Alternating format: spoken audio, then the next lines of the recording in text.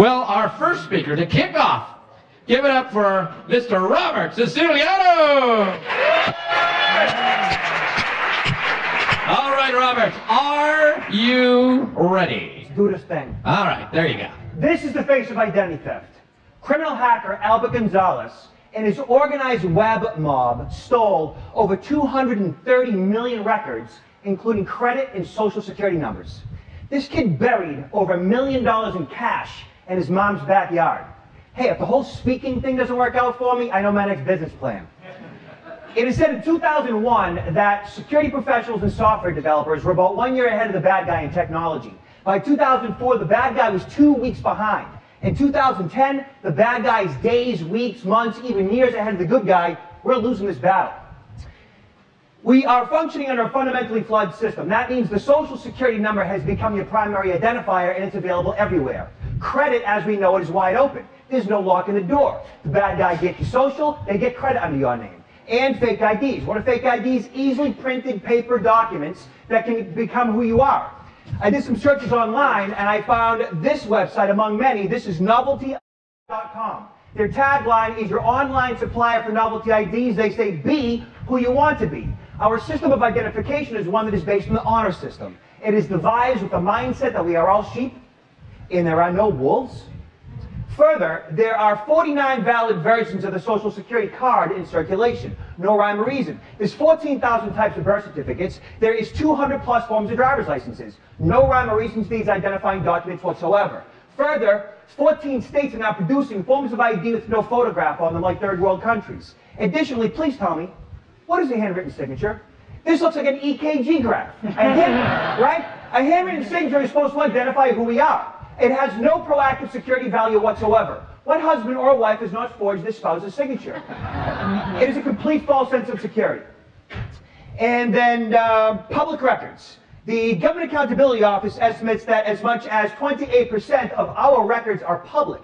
That means death, birth, and marriage certificates, deeds and titles to homes, all with personal identifying information, are now available to the world. 28% of them are online.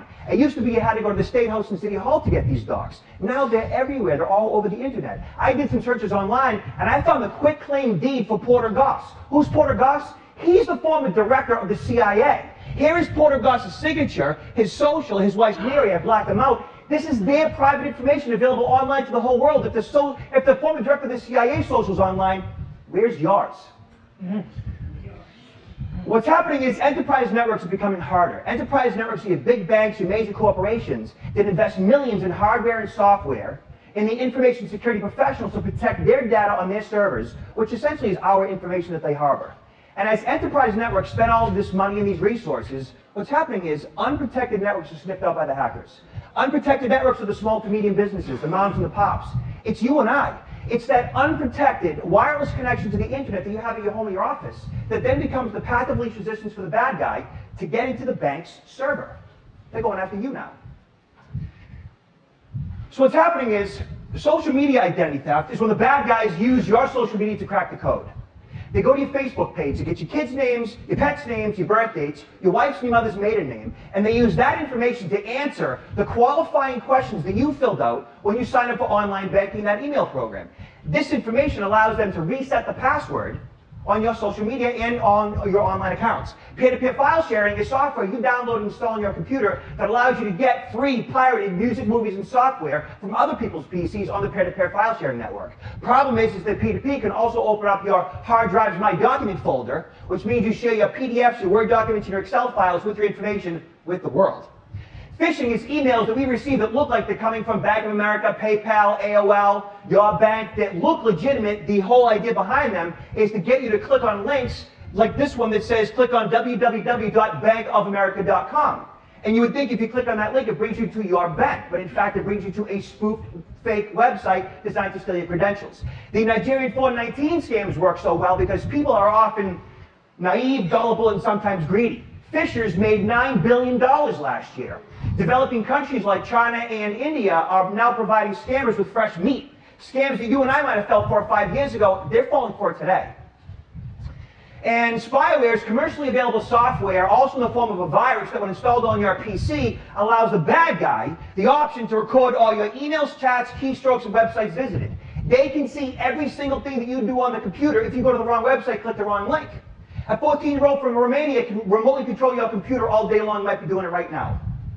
And then key captures are small hardware devices about the size of the tip of your thumb installed into the back of the PC, into the USB or the PS2 port, and piggyback in the key catcher is the keyboard plug. And everything you plug into the keyboard all day ends up in the key catcher. We see this a lot in schools where the students plug them into the teachers' PCs to get testing information. And then ATM skimming. ATM skimming is hardware fixed to the face of the ATM of the card slot. This device is designed to skim the information off the back of your credit or debit card. The brochure holder has a small wireless camera in it. That camera takes video of the keypad as you're punching in your PIN code. What you always have to do is cover up the keypad with your other hand. And then ATMs on eBay. Did you know you can buy an ATM on eBay? Criminal hackers and identity thieves are snapping these things up left and right. This one is $612. Anybody can get into the cash dispensing business, deploy them in hotels and restaurants, and skim our information. And how do you like apples? Right? This ATM right here is sitting in my garage. I bought this off a guy named Bob at a bar in Boston for $750 off of Craigslist. Bob, however, forgot to clear off the ATM's logs, which meant when I got this thing back to my office, it had over 1,000 credit and debit card numbers on it. Oh. ATM security begins with a guy named Bob at a bar in Boston. How do you like them apples? And the way you protect yourself, get yourself a credit freeze and identity theft protection. Combined, the two lock down your identity, lock down your social security number, so the bad guy can't open up new accounts under your name using your social. I am Robert Siciliano at robertsiciliano.com. That's 20 slides, 20 seconds each, in 6 minutes and 40 seconds, and that's how it's done.